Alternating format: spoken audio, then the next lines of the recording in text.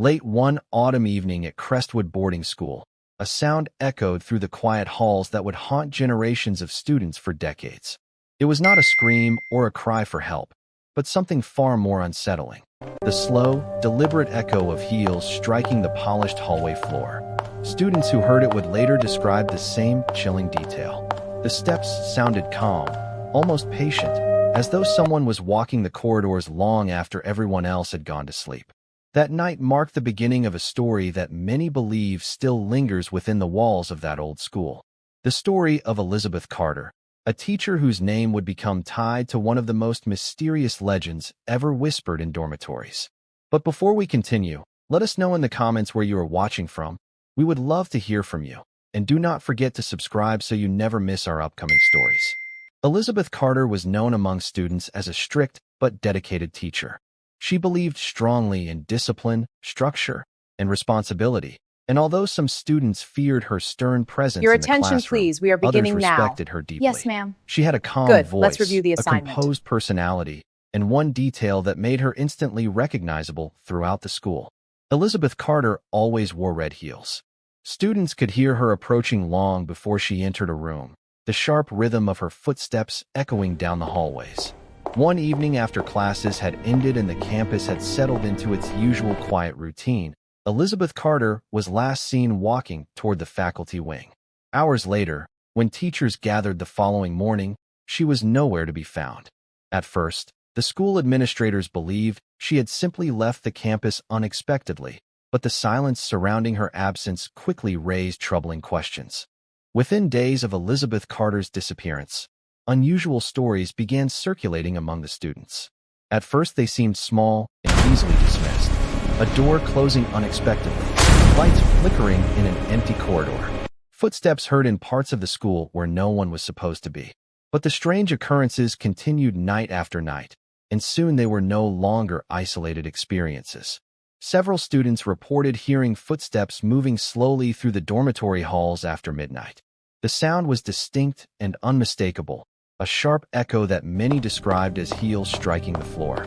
Some students claimed the steps would stop outside their dorm room doors before fading away into the distance.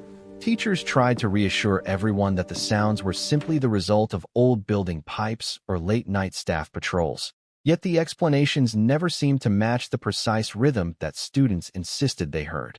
As weeks passed, the reports grew more disturbing. A few students began claiming they had seen someone walking in the hallways late at night. The figure was described as tall and slender, wearing a long dress that moved gently as she walked through the dim corridors. What caught everyone's attention, however, was the sound accompanying her appearance. The steady clicking of red heels against the floor. Several students who claimed to witness the figure said they froze when they saw her silhouette at the far end of the hallway. The figure would move slowly, almost gracefully, yet when anyone tried to approach or follow her, she would disappear into the shadows. These accounts were shared in whispers during late-night conversations, and before long the entire school had heard the same chilling claim. The ghost walking the corridors sounded exactly like Elizabeth Carter. The growing number of stories created an atmosphere of unease throughout Crestwood boarding school. Students who once moved freely between dorm rooms after lights out began avoiding the hallways entirely. Some refused to leave their rooms alone after midnight. Others claimed they could hear footsteps pacing the corridor just outside their doors. The most unsettling reports described the sound of heels slowly approaching from behind when students walked alone at night. One student later recalled hearing the steps become louder and louder until it felt as though someone was directly behind him. When he turned around, the hallway was empty. Yet the echo of those footsteps remained clear in his memory. Teachers attempted to maintain order and calm within the school, but even some staff members quietly admitted they had heard unexplained sounds late at night. Eventually, the administration decided to investigate the growing rumors more seriously. Security checks were increased, and several areas of the school were examined for possible explanations. Old pipes, loose floorboards, and ventilation systems were all considered potential sources of the mysterious sounds. However, none of these explanations seemed to account for the consistent descriptions provided by students. Many witnesses insisted the footsteps followed a deliberate pattern, as though someone were walking slowly down the corridor with purpose. Interviews conducted with students revealed another surprising detail. Nearly every account included the same description of the figure's clothing and movement. A tall woman wearing a long dress, walking calmly through the halls, her presence announced by the sharp echo of heels striking the floor. The repetition of these details made it difficult for investigators to dismiss the reports entirely. Over time, the story of Elizabeth Carter began to travel beyond the walls of Crestwood boarding school. Former students carried the tale with them, sharing it with friends and classmates at other schools. Soon, similar stories began appearing in different places.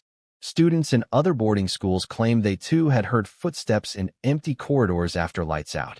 Some described hearing the same distinctive sound of heels walking slowly through the darkness. The legend gradually became known as the story of the red-heeled ghost. According to some versions of the story, the ghost appeared to students who broke school rules or wandered the halls late at night. Others believed she appeared simply to remind students that certain boundaries should never be crossed. Regardless of the interpretation, the sound of those footsteps remained the central detail in every retelling of the story. Years later, historians and researchers examining the legend discovered something intriguing buried within old records. Documents from decades earlier referenced a teacher named Elizabeth Carter who had worked at a school not far from Crestwood. The records were incomplete, and the circumstances surrounding her life were not fully documented, but one detail appeared repeatedly in letters and photographs. Elizabeth Carter was known for wearing red heels every day she taught. Colleagues reportedly joked that students could always hear her approaching before she reached the classroom door. Some archived notes suggested that her life had ended unexpectedly under circumstances that were never fully explained. While the historical records did not provide a complete account of what happened, the connection between the documented teacher and the legend that followed her name left many researchers intrigued. Even today, former students occasionally revisit Crestwood boarding school and recall the strange stories they once heard as teenagers. Some insist they personally experienced moments that defied explanation. They describe quiet nights when the entire campus seemed asleep, followed by the faint sound of footsteps moving through the darkness. The rhythm was always the same: slow, measured, calm, the echo of heels striking the polished floor. Whether those sounds were the result of imagination, coincidence, or something more mysterious remains impossible to say.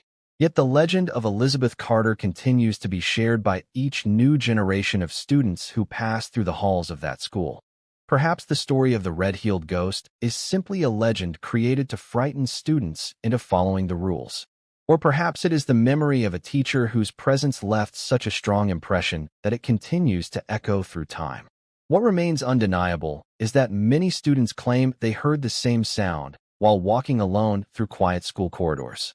A slow, steady echo of heels approaching from behind.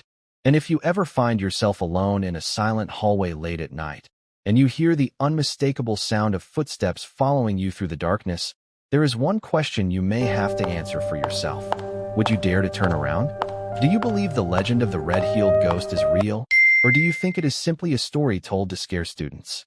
Let us know what you think in the comments below.